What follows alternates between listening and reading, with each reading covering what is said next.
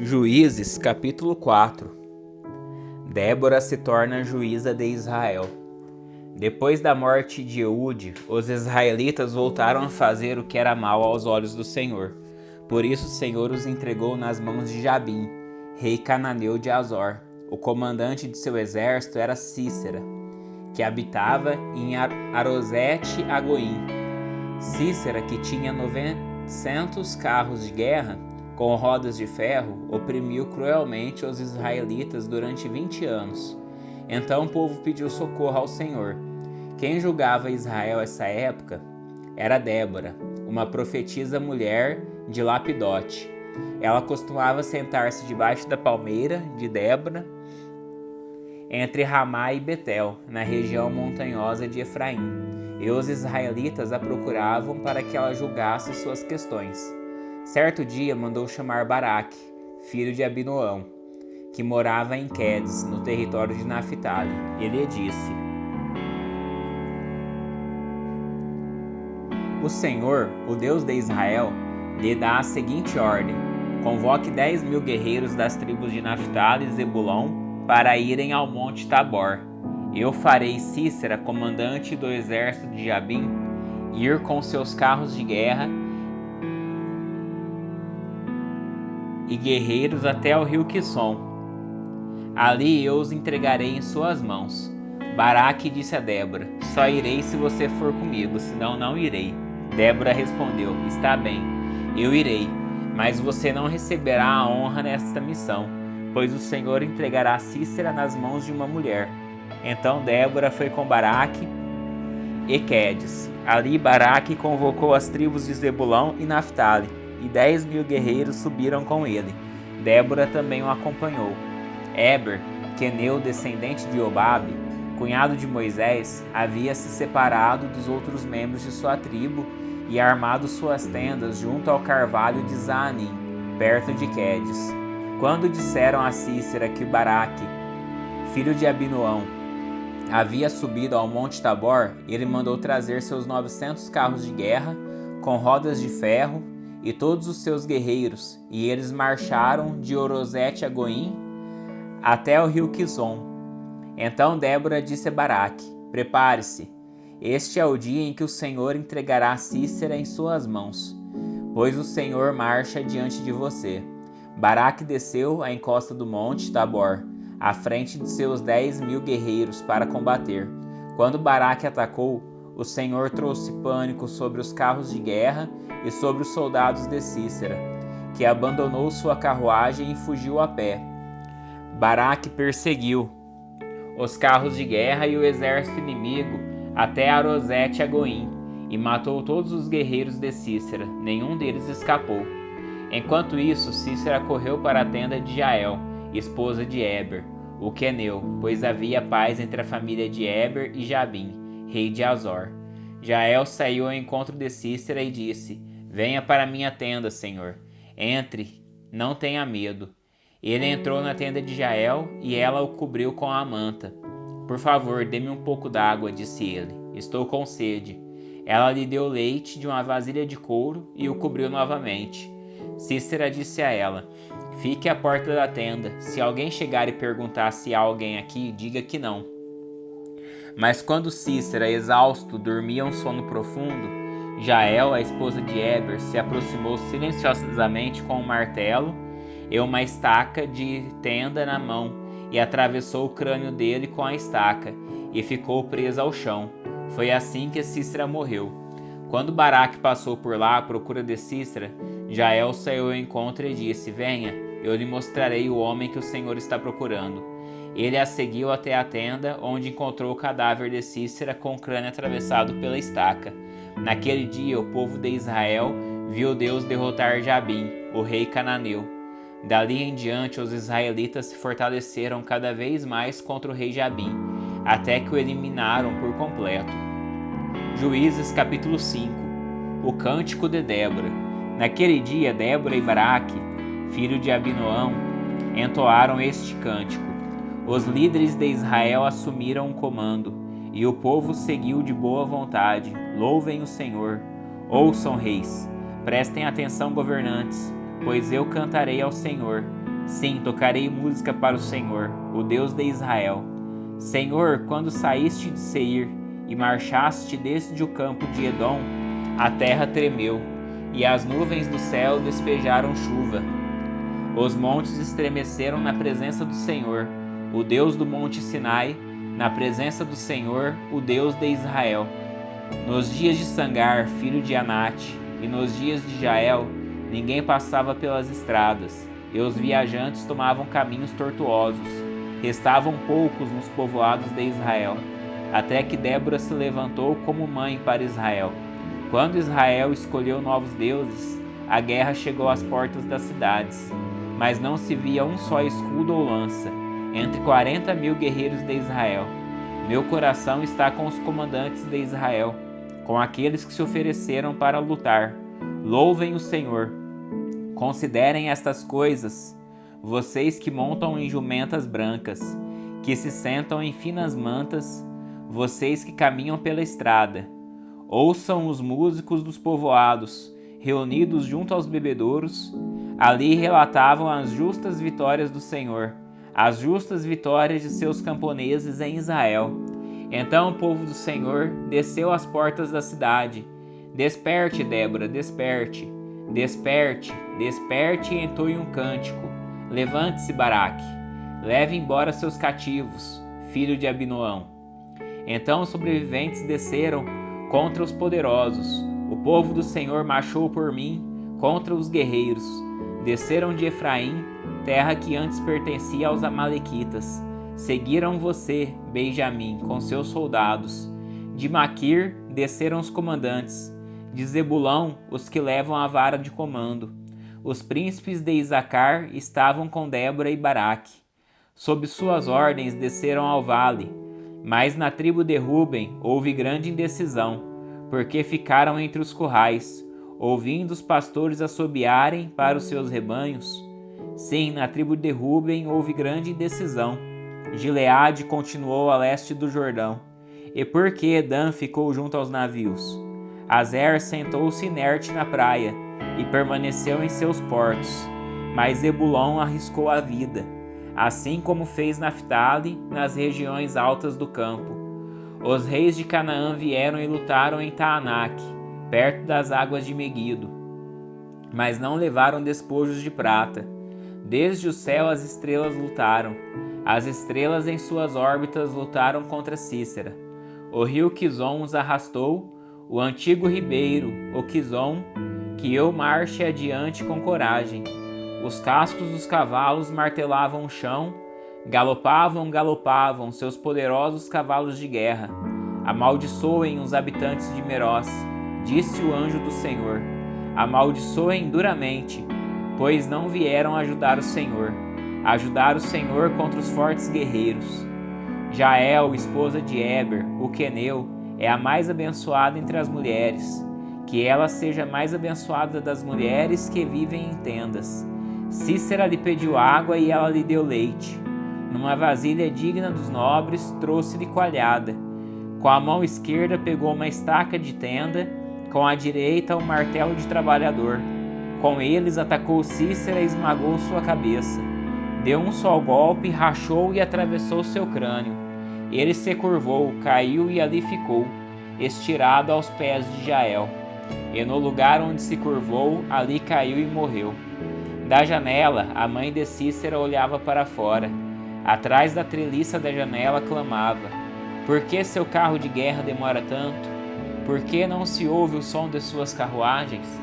Suas acompanhantes mais sábias respondiam, e ela repetia estas palavras a si mesma: devem estar repartindo os despojos que tomaram, 1 ou 2 moças para cada homem.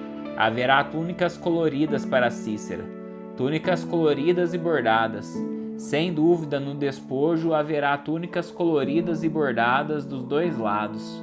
Senhor, que todos os teus inimigos assim sejam destruídos, mas aqueles que te amam, que se levantem como o sol, com toda a sua força. Então houve paz na terra durante 40 anos. Juízes capítulo 6. Gideão se torna juiz de Israel. Os israelitas fizeram o que era mal aos olhos do Senhor. Por isso o Senhor os entregou nas mãos dos midianitas durante 7 anos. Os midianitas eram tão cruéis que os israelitas fizeram para si esconderijos nas montanhas, nas cavernas e nas fortalezas. Sempre que os israelitas faziam o plantio, saqueadores de Midian, de Amaleque e de outros povos do leste atacavam Israel. Acampavam na terra e destruíam as plantações até Gaza. Levavam ovelhas, bois e jumentos, e não deixava coisa alguma para Israel comer. Esses bandos inimigos que vinham com seus rebanhos e tendas eram como uma praga de gafanhotos. Chegavam em camelos, tão numerosos que era impossível contá-los, e só partiam quando a terra estava devastada. Os midianitas reduziram Israel à mais absoluta pobreza, e o povo pediu socorro ao Senhor.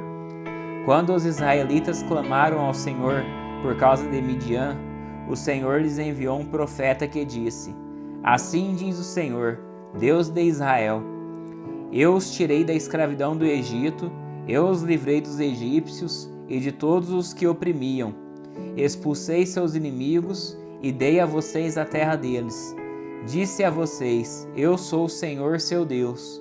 Não adorem os deuses dos amorreus, em cujas terras agora vivem, mas vocês não me deram ouvidos. Então o anjo do Senhor veio e sentou-se debaixo do grande carvalho em Ofra, que pertence a Joás, do clã de Abiezer. Gideão, filho de Joás, estava debulhando trigo no fundo de uma prensa de uvas, a fim de não ser descoberto pelos midianitas. O anjo do Senhor apareceu a Gideão e disse: O Senhor está com você, guerreiro corajoso. Gideão respondeu: Meu Senhor, se o Senhor está conosco, por que nos aconteceu tudo isso? E onde estão os milagres de que nossos antepassados nos falaram? Acaso não disseram: O Senhor nos tirou do Egito? Agora, porém, o Senhor nos abandonou e nos entregou nas mãos dos midianitas. Então o Senhor se voltou para ele e disse: Vá com a força que você tem e liberte Israel dos midianitas. Sou eu quem o envia. Mas, Senhor, como posso libertar Israel? Perguntou Gideão. Meu clã é o mais fraco de toda a tribo de Manassés, e eu sou o menos importante da minha família. Certamente estarei com você, disse o Senhor, e você destruirá os midianitas como se estivesse lutando contra um só homem. Gideão respondeu: Se de fato posso contar com sua ajuda, dá-me um sinal de que é mesmo o Senhor quem fala comigo. Por favor, não vás embora, até que eu te traga a minha oferta. Ele respondeu: Ficarei aqui até você voltar. Gideão foi depressa para casa, cozinhou um cabrito e com cerca de 20 litros de farinha preparou pães sem fermento. Depois colocou a carne num cesto e o caldo numa panela, e os levou para fora e os ofereceu ao anjo, que estava debaixo da grande árvore. O anjo de Deus lhe disse: Coloque a carne e os pães sem fermento sobre esta pedra e derrame neles o caldo. Gideão obedeceu. Então o anjo do Senhor tocou na carne e nos pães com a ponta da vara que estava em sua mão, e o fogo subiu da pedra e consumiu tudo que Gideão havia trazido, e o anjo do Senhor desapareceu. Quando Gideão percebeu que era o anjo do Senhor, exclamou: Ó soberano Senhor, estou perdido. Viu o anjo do Senhor face a face. Fique em paz, respondeu o Senhor. Não tenha medo, você não morrerá. Então Gideão construiu um altar para o Senhor naquele local e o chamou de Javé Shalom. Até hoje o altar está em Ofra, no território do clã de Abiezer. Naquela noite o Senhor disse a Gideão: Tome o segundo touro do rebanho de seu pai, aquele de 7 anos. Derrube o altar que seu pai fez para Baal e corte o poste de Azera, que fica ao lado do altar. Depois construa um altar para o Senhor seu Deus, do alto desta colina, arrumando as pedras com cuidado. Sacrifique o touro sobre o altar como holocausto. E use como lenha madeira do poste de Azerá, que você cortará. Gideão levou 10 de seus servos e fez o que o Senhor mandou. Porém fez tudo de noite, com medo de sua família e do povo da cidade. Logo cedo no dia seguinte, quando os habitantes da cidade começaram a despertar, alguém descobriu que o altar de Baal havia sido derrubado e que o poste de Azerá ao lado dele tinha sido cortado. Em seu lugar havia um novo altar, sobre o qual estavam os restos do touro sacrificado. Os habitantes perguntaram uns aos outros: quem fez isso? Depois de uma investigação cuidadosa, descobriram que tinha sido Gideão, filho de Joás. Traga seu filho para fora, os homens da cidade exigiram de Joás. Ele deve morrer, pois derrubou o altar de Baal e cortou o poste de Azerá. Joás, porém, gritou para a multidão que o confrontava: por que vocês defendem Baal? Acaso pretendem salvá-lo? Quem lutar pela causa dele será morto pela manhã. Se Baal é realmente um deus, que ele próprio se defenda e destrua quem derrubou seu altar. Dali em diante, Gideão foi chamado de Jerubaal, isto é, que Baal lute com ele, pois derrubou o altar de Baal. Gideão pede um sinal. Pouco depois, os exércitos de Midian, de Amaleque e de outros povos do leste se uniram. Eles atravessaram o Jordão e acamparam no vale de Jezreel. Então o Espírito do Senhor veio sobre Gideão, que tocou a trombeta de chifre de carneiro, convocando para a batalha, e os homens do clã de Abiézer o seguiram.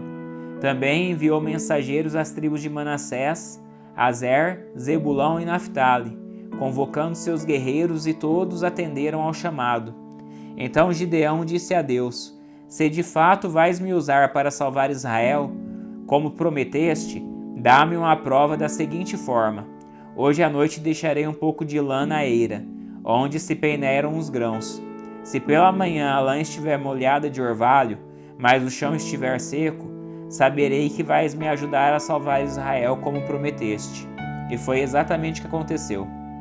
Na manhã seguinte, bem cedo, Gideão se levantou, espremeu a lã e recolheu uma tigela cheia de água. Então Gideão disse a Deus: peço que não fiques irado comigo, mas que me permitas fazer mais um pedido. Deixe-me usar esta lã para mais uma prova.